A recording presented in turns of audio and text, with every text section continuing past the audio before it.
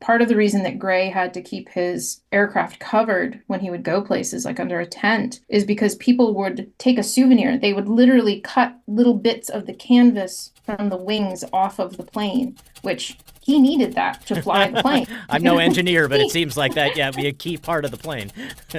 From NCPR, welcome to Northwards.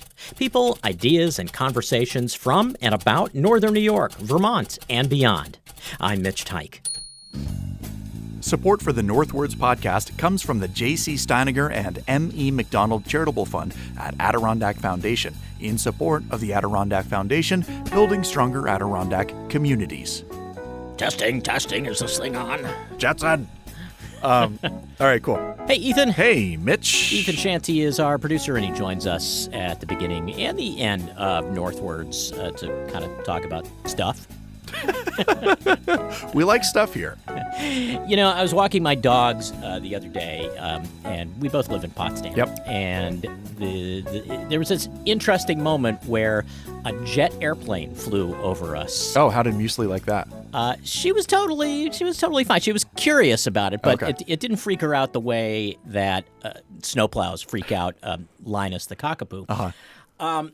But it was really kind of, you forget that there are places in the country, many places in the country, where the sound of airplanes, large jet airplanes going overhead, it happens all the time. Constantly, It almost never happens in Potsdam. Right. When you do hear an airplane, it's usually the drone of a single-engine propeller plane taking off from the Potsdam airport and sometimes going right back to the Potsdam airport. Yeah, right, yeah. Doing, I think we're much more likely to hear helicopters over Potsdam than we are airplanes, really. going to and from the hospital. Exactly, yeah.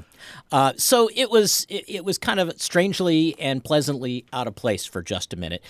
But given that and given the subject of today's interview on Northwards, I got to thinking about memorable airplane trips I've taken. Okay. And a couple rose to mind. You and I were talking about this. I am not somebody who flies first class. You'd be amazed. You know, I'm the station manager here, right? You'd think I'd be flying first class everywhere. They should be paying you to fly first class, honestly. Exactly. Yeah, or as they like to call it these days, business class. Is it called business class now? I think that's maybe there's a difference between business class and first class. I really don't know because I don't know. I've never flown either, so it's a delightful surprise to me most of the time if I get a seat that A, reclines and B, has a little bit of leg room. But my wife and I back in 2002 had a vacation. We went to Scandinavia for a couple of weeks to visit a friend of ours. She and her husband lived in Sweden, and we spent some time in Finland and in Estonia and in Denmark. And it was one of those magical experiences that most of us don't get very often, where you go to check in and they call you up to the gate, or they call you up to the desk at the gate, and they say, "We've upgraded you to first class." was there any particular reason or just I think it was one of those times where they were accommodating like a family of four and they needed more seats okay, or gotcha. something. And so they gave us two beautiful seats for our overnight flight from, I think it was Washington, D.C. that we were flying out of to Copenhagen. how long was that flight? That's like an 8-hour flight. I mean, it's not outrageously Yeah, that's long. like flying across the United States, basically. Yeah, you go up, you go up past Newfoundland and over Greenland, and then down again. It's that polar route. But the beauty of this is that, these are fully reclining seats. It's an overnight flight. I should have taken advantage of the opportunity to sleep, so I was well rested when we got there, because then we had to fly from Copenhagen to Stockholm. Then we took a boat to Helsinki. And, of course, I didn't sleep a wink because I was completely fascinated with the free entertainment system that they give you in first class. So how long ago was this? This was 23 years ago. So it was a pretty new thing. It was like a portable DVD player? A portable DVD player and like a portable screen. And we had games. And they kept, in first class, if you're awake, they keep bringing you food. Yeah. Someplace I still have the little toiletry kit they gave me that had an eye mask and earplugs. So unlike regular economy class, you're not treated like an inconvenience? No, you're treated like person? treated like royalty, like you're the queen of and the king of the Atlantic. Yeah. I'm not here to disparage any particular airline or anything. I just have never had a very positive experience flying. I just I'm a bigger guy. I'm tall and I'm kind of broad. And so no matter where unless I'm sitting in the very front or at an emergency seat, I just cannot get comfortable on airplanes. I feel like I'm just riding in a glorified bus. And honestly, a bus would probably be better. It wouldn't be quite as scary. Part of it is like I have anxiety. And so like, a flight makes my anxiety go through the roof. But mostly it's just, there's something about airline travel that brings out like the worst qualities in people. And again, maybe these are just my experiences, but I've sat next to like a lot of people who are like eating full rotisserie chicken dinners with all the fixins and stuff and just like throwing their wrappers on the floor. And excuse me, I didn't mean to spill gravy on you. Exactly. You're just like, I remember when I was flying during COVID, I was going across the country to Phoenix, which took about 7 or 8 hours. I think it was one of the few nonstop flights I've ever. Anyway, so like obviously people were still wearing masks, and you were being told like this is a federal mandate. If you're flying, you have to wear a mask unless you're eating or drinking. And I had to remind the people sitting next to me like, hey, please put on your mask. And then they're like coughing and they're like, what did you say? I was like, dude, look at my face. Look around you. So I wouldn't say I've ever had a very positive experience. I have had a few where I was in a kind of comfortable seat and I had movies to choose from. And the thing about flying and watching the in-flight entertainment is that they're like usually censored. You know what I mean? Because because it's a family. It's like watching something on cable. Exactly. But this one time I was flying and I saw that like Lethal Weapon was available. The Lethal Weapon movies with Mel Gibson and Danny Glover. And I wouldn't say that the first two entries are necessarily very family friendly because there's lots of drug use and violence and shooting and people falling from buildings. And but I thought, well, it'll be the cable TV censored version, and I put it on. And the very first scene was chock full of drug use and violence and nudity, and I was like, and none of it. And was then you censored. looked at the 8-year-old sitting next to you. Literally, what I was just about to say. I like turned around and I was like, "There is a literal child behind me." But I was like, you know what? I'm not having a good time, so I'm just going to watch Lethal Weapon, and it's their fault that it's not censored. So this kid was going to see Lethal Weapon someday, eventually, right? Why not now? and maybe he's on a podcast right this moment talking about the same thing. Exactly. I hope that he is. Wherever you are, you're welcome. It's actually Steven Spielberg. Oh my goodness. That's how his film career started.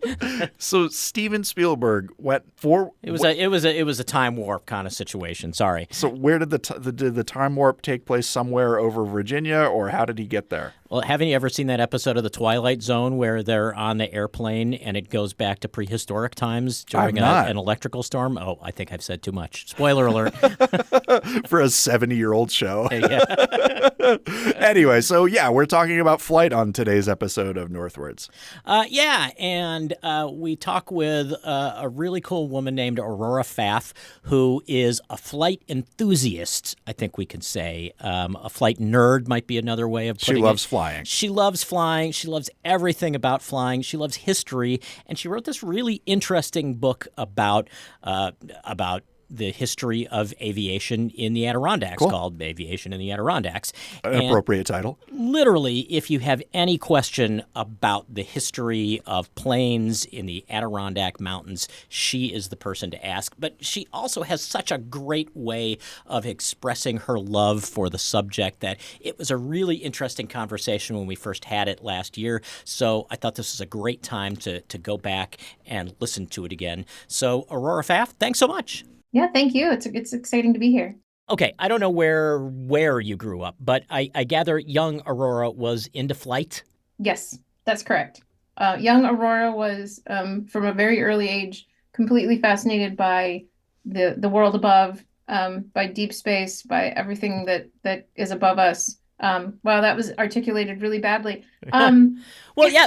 Do you remember where that came from? I honestly don't. I just remember from a very early age, my mother would have a hard time finding me, and she'd find me out in the backyard, in the dark, looking up at the stars. It was just something that was always a part of me, that fascination with what's up there, wanting to be up there, wanting to travel, and something about the the buoyancy of flight or the freedom, I think was just always really appealing and alluring to me. Was there a high water mark for that in your childhood? A trip to the Air and Space Museum, or Space Camp, the Blue Angels, something like that? I always wanted to go to space camp. Always wanted to go to space camp. Never made it. I had to do a report on Sally Ride when I was in elementary school, and that was the point where the massive obsession set in of reading about astronauts and wanting to go to space and wanting to take flying lessons. Flying lessons really weren't a thing. I grew up in Plattsburgh, and there were no flying lessons in the area at the time. Given that I was a child, my mother probably would not have allowed it anyway. It's funny But because there that's was an Air Force base there, wasn't yes, there was. there? There was an Air Force base, and I think there was a time when there certainly were lessons in the area. At the point that I was in that critical age of wanting to do such a thing, it wasn't an option. But yeah, that really always stuck with me. And there's just something powerfully beautiful about flight that I think is so appealing. And for a writer to almost be inarticulate about it, I think says something about the joy and the magic and the intense freedom that comes with flight. You hear that sometimes. I don't know that it's a criticism of the space program, but the first people into space weren't poets; they were test pilots, and their ability to put into words what it was like to be, beyond the bonds of Earth was challenged, even, for people who flew all the time. And it's interesting to think about what it would have been like if a poet or a writer had been sent into space. Oh, absolutely. One of my favorite astronauts, who just passed away a couple of years ago, was named Alan Bean. He walked on the moon on Apollo 12, and he became a painter after he retired from NASA. And I read in interviews where he said, "Look, next time, don't send a geologist, don't send an engineer, send the artists, send the poets, because they're the ones who can translate this really transcendental experience, of an extraordinary experience." You think about at one point Michael Collins, who was a command module pilot on Apollo 11, he was all by himself in the whole enormity of space. There's everyone else on Earth, two guys on the moon, and this one man orbiting the moon. And he had a beautiful experience. He caught people said he's the loneliest man in the world or whatever. And he really contradicted that because he got to have something extraordinary. He kind of lived David Bowie's Major Tom life for a time. Yes. Yeah, absolutely. Or maybe Absolutely. Peter Schilling's Major Tom life, depending on which Major Tom you're into. And lucky him, right? That's an extraordinary experience, that to see the moon from such an angle, from such close proximity, and to see the Earth from space, I think it's all quite powerful. Well, okay, so fast forward. You, as far as I know, did not become an astronaut or a payload specialist or a test pilot. I did not. When did the book, your contribution to flight, start coming into focus for you? It really has only been about a year. I have been working on my writing career for a few years and happened to get this idea. I have other books by this publisher. They're nice books. They're really full of interesting history. There are a number of good ones about the Adirondacks. And I just thought, well, wait a second. No one's written about this. Why hasn't anyone written about this? And so it was honestly, a fast process of having the idea, looking to see if anyone else had done it, putting in a proposal, and going from there. And it really was truly in April of 2023 that I put the proposal in with the publisher. Wow, start to finish in a year. Yeah. How much did you already know about the early history of aviation in the Adirondacks when you Hardly put that anything. proposal? Hardly anything. Hardly anything. Hardly anything. I really was, I started just out of curiosity doing research just for myself, for fun, because I'm an annoyingly curious person. And I like to have all the answers. And that's when I thought, okay, there could be something in this. There could be a book in this. And I learned a lot. I learned so much. There's still more to learn, but I really was not an expert. I can recite Apollo crew manifests straight through. And I can talk to you about the Bell X-1, but aviation in my own backyard, so to speak, was something new to me. And now I know a fair amount about it, and I think it's full of beautiful, wonderful stories. Well, and lucky for you, there are a lot of stories and a lot of pictures. I mean, it seems like the way you took this project on and the publisher that accepted your proposal is really kind of the ideal way to tell the story of flight. It wouldn't be what it is without all of these photos. Absolutely. And in some ways, I was intimidated by that. I had to find a certain number of photos, which was a little pressing, so to speak. But There's a requirement, a minimum number of photos you can pull together. yeah, that's one of the things with Arcadia. They're great to work with. I've worked with a number of people there in the last year, and but that is one of the things you have to have a certain number of photos, and at times it's more intimidating than you might think. There are a lot of great photos out there, but sometimes the finding a story in it is really the key. Also, I found plenty of photos that I just didn't feel I could use, but I also found photos that absolutely tell a story within them. There's the photo that has even photos that we don't know who the people are in them, or a photo of a specific plane in the air, and you find out later that it belonged to a certain person who kept it for 50 years and was known for giving kids free flights around the Adirondacks. These are all the stories that are within those photos are really something special. And it is a nice way to tell the story.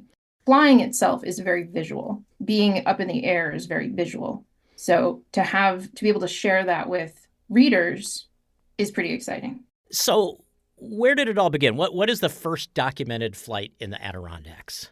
October of 1912, a young man in his 30s named George Gray landed a Wright Model B in a farmer's field in Vermontville near Saranac Lake. And he was brought to Saranac Lake sort of as a publicity entertainment kind of event by a local entrepreneur who was a little eccentric himself. And that was the start of it all. Was he landed this very bare bones airplane, and people rushed out to Vermontville to see him when they heard that this airplane was in the area, and he flew flights over Saranac Lake to demonstrate, and that was the one seed that led to many others. You said Wright Model B, and for people who can't see the word in front of them, that's Wright with a W. You can draw a straight line from the Wright brothers to this plane that landed in Vermontville.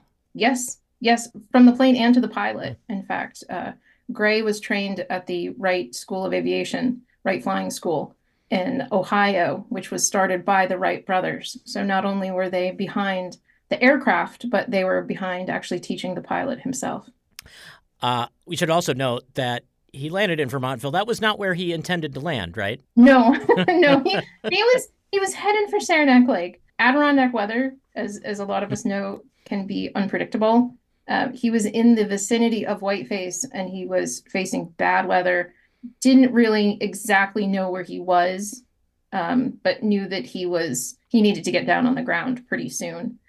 That plane only had a range of about 100 miles, so depending on how far you've gone, you have to be cognizant of that. And he was close. He was pretty close, but didn't quite get to Saranac Lake the first day. The plane had a range of 100 miles, which seems kind of amazing considering less than 10 years before that was the first flight, which went, I don't know, a few hundred feet. Yeah, it's kind of astonishing. I would have to do some research, but I feel like that is a really big, impressive leap, no pun intended, between the first Wright brothers gliders and then their first powered plane, which got off the ground and was aloft for less than a minute, to then 9 years later, here's this guy who's been to their flying school. He's flying a plane they helped design, and he's going all over the country in it. And that's what a lot of people were doing. People were finding the money to get themselves planes and going off barnstorming and trying to make a living at it, which is astonishing in a way. You mentioned it was an entrepreneur who brought George Gray there in the first place, and it seems like the early history of flight in the Adirondacks is really about the novelty of it. You have lots of pictures in this book of the big crowds that turn out to actually just see airplanes. Yeah, it's something that seems so strange to us now, that aircraft are such a big part of our everyday life. People use them to commute, people use them for work all the time. We see them flying overhead and we don't even think twice about it. But this was a time when they were so new, so very new. And to even be in a place like Saranac Lake or Racket Lake and have this craft show up in your town that you could see it and you could look at it, it's astonishing. And it's something that brought communities together and really was an element of excitement. Part of the reason that Gray had to keep his aircraft covered when he would go places like under a tent is because people would take a souvenir. They would literally cut little bits of the canvas from the wings off of the plane, which he needed that to fly the plane. I'm no engineer, but it seems like that, yeah, be a key part of the plane. Yeah, you need your wings to be an all in one piece, and people were so amazed to shake his hand and to hear about his adventures and to see this plane. It really is something that I think we would have to for us to find an analogy now, it'd almost be like a spacecraft or something like that. Yeah, I mean, there are pictures of people just posing in front of airplanes. Like, isn't it cool? Look at me. I got to stand in front of an airplane. Right, right. Like the sort of thing that we would do nowadays with maybe a Lamborghini or something like that. People were, I posed in front of an airplane. And there are a lot of photos out there like that. There are photos that we don't know if the person even went on the flight, but they were amazed to see these things and amazed to see them in their small towns. I think it's important to remember that we're talking about very small towns in an area where there's still pretty small towns, but it was a big deal for a lot of people. Speaking of excitement, I can't let the opportunity go by without asking how it came to be that a car raced an airplane in Saranac Lake. That was I don't know for 100% certain, but I do believe that was all Caribou Bill, who was the entrepreneur who brought Gray here and offered him a certain amount of money to do these demonstration flights. I'm quite certain that was a stunt on behalf of Caribou Bill as a way to make a little bit more money, charge people admission to the racetrack, to watch this wild race happen between a car, which we should remember this was 1912. So the car itself wasn't all that sophisticated, much less the aircraft. So it was kind of an interesting race between the two of them, one in the ground and one in the air. And the fact that I'm just endlessly amused that the car won. And there's probably the specter of death hanging over the whole thing, too. Oh, for sure. Oh, for sure. Yeah. Yeah, absolutely. Especially when you're considering that part of the reason the plane lost was because he was trying to make these tight turns on the over the racetrack, and it's not exactly a sophisticated aircraft at that point. So when or maybe how does flying go from being this novelty to being a really important part of life in the Adirondacks? I would say almost immediately, within just a few years of Gray's flight in 1912, people were very clever about not just seeing this as something to do for fun, but as something that could transform how people got around and really transforming how we access the wilderness. I was going to say, it really makes the parts of the Adirondacks seem much less remote. Yes, very much so. There are many places in the Adirondacks that for a time, the only way you were going to get there was you were either going to bushwhack or you were going to paddle, and it could be a very long adventure. And suddenly you have this possibility of a plane can take you somewhere. And early on, there were no real landing strips. It wasn't exactly that we had these paved landing areas for planes to go. So people like Gray were landing on fields. They were landing wherever they really could find a spot that seemed relatively flat, which is not always easy in the Adirondacks. But people were very industrious about how they could access different places and how they could go from place to place, and do it in a much faster, not necessarily safer all the time, but definitely a faster way, and getting into those nooks and crannies that are otherwise pretty inaccessible in a much easier fashion. Well, and of course, one sort of guaranteed flat place were the lakes that seaplanes were able to land on. And some of these lakes seem like they become really important places in aviation, places like Long Lake and lesser known places like Pasico. Yes, very much so. I didn't even realize until I was doing this research that there is still an airport in Pasico, right on Pasico Lake, practically. It's tucked in between the lake and some mountains, and is has some tricky winds, I'm told, for landing. But places like that, it really made a difference. And all of a sudden, you were starting to get people who owned hotels who thought, we're just going to get a plane. We're going to hire a pilot. We'll keep the float plane docked right outside the hotel on the water. We'll give people scenic flights, or we'll go pick people up in different places and bring them to the hotel. And that transformed vacationing in those areas, especially. There's a really cool picture in this book of someone who didn't really make a name for themselves flying in this area, but did make a name for themselves flying in general. Amelia Earhart actually spent time in the region, and the picture of her is, it's so artistic. Yes. Yeah, it's a great photo.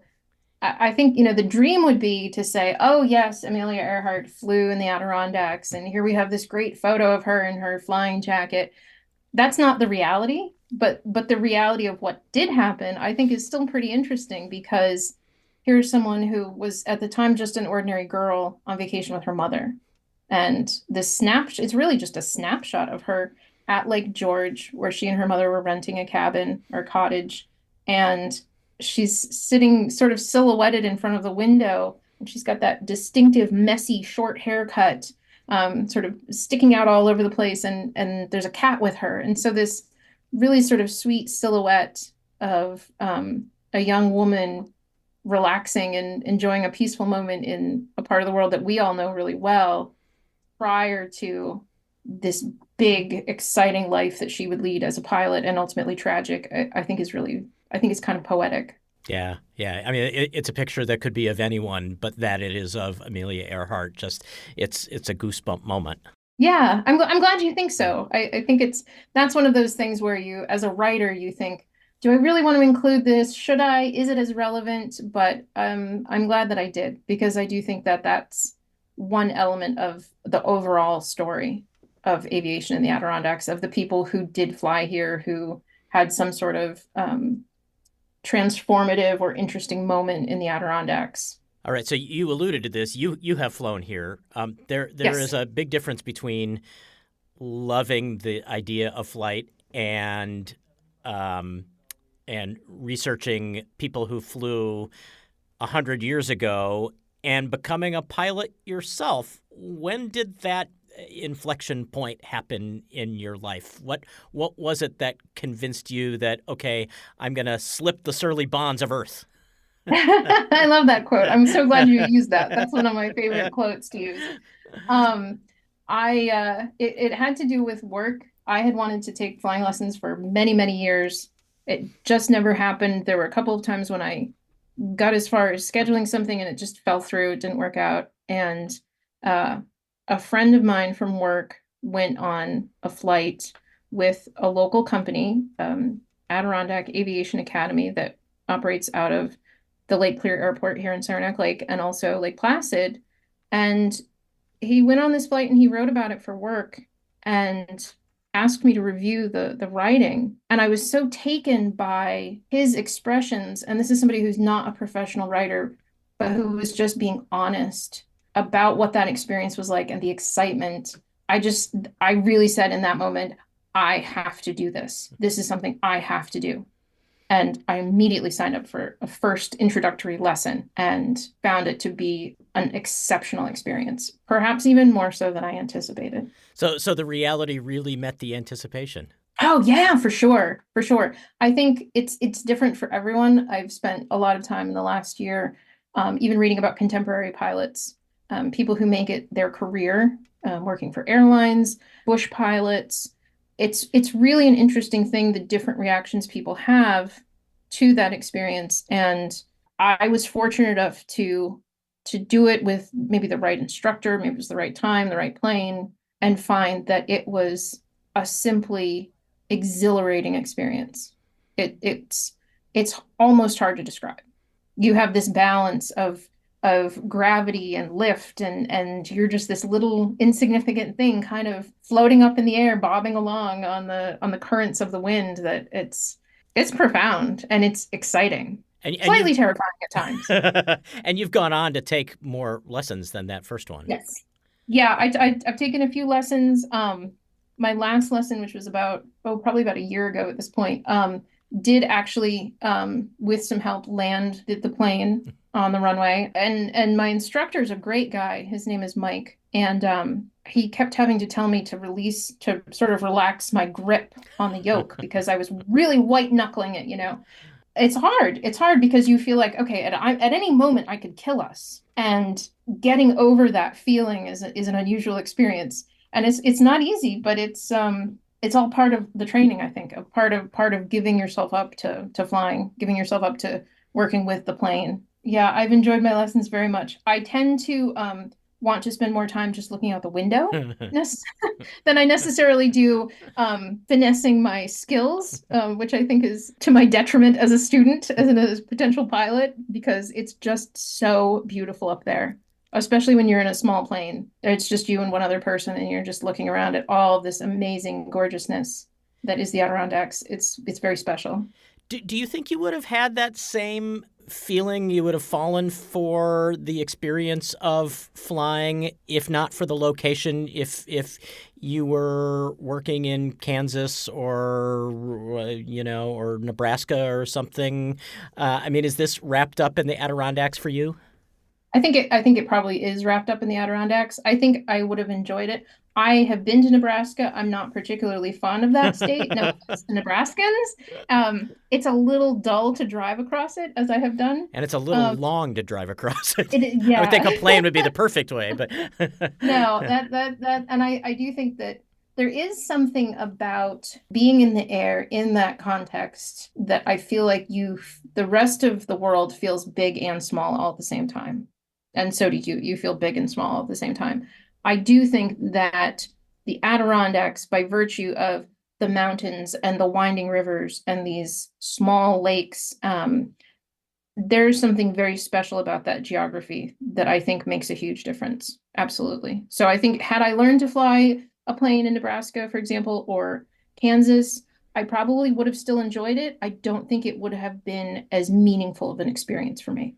Well, Aurora Pfaff, it's thank you for sharing that meaningful experience and all of the experiences that come together in this book. It's been fun to talk with you and fun to vicariously imagine what it would be like to pilot a plane without necessarily the terror that I'm sure I would feel.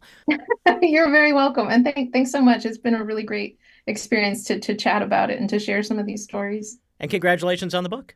Thank you so much. Thank you. I hope this will be the first of many, I hope. Aurora Pfaff is the author of Aviation in the Adirondacks. We first had our conversation last May. And Ethan Shanty, our producer back in the studio, what would make me really happy? 40, aside from a really large candy bar right now. I was going to say like maybe some $45,000 extra. Yeah, but all of those things would make me really happy. But okay. More related to what we just heard, what would make me really happy is if there are people out there who have downloaded this podcast and are currently listening to it on an airplane. Oh, you can let us know about that. You can email Mitch at ncpr.org or Ethan at ncpr.org, I guess. Yeah, how many times has Northwoods been several thousand feet in the air? It'd be interesting to know. But you can also go to ncpr.org/northwards to get the entire archive of Northwards show. Maybe you have Northwards shows. Maybe you have a big long plane trip coming up and you want to binge. You could listen to a whole lot of Northwards interviews. Many, including the one you're listening to right now. But I'm not sure that's very meta. If you were listening to it right now, you couldn't also be just finding out about it to listen to it on the air. Maybe you could. You could listen to it again, I guess. Unless you are flying with like a tablet, and then you could also listen at the same time, but just like a few seconds delayed. Or there's that episode of The Twilight Zone where they go back to prehistoric. Oh, wait a minute. Never heard of Spoiler alert. Okay. Northwards is an NCPR podcast production. The show is written, produced, and edited by Mitch Tyke with digital production supervision by me, Ethan Shanty. To find more of these conversations and support the show, visit ncpr.org/northwards. This is NCPR North Country Public Radio.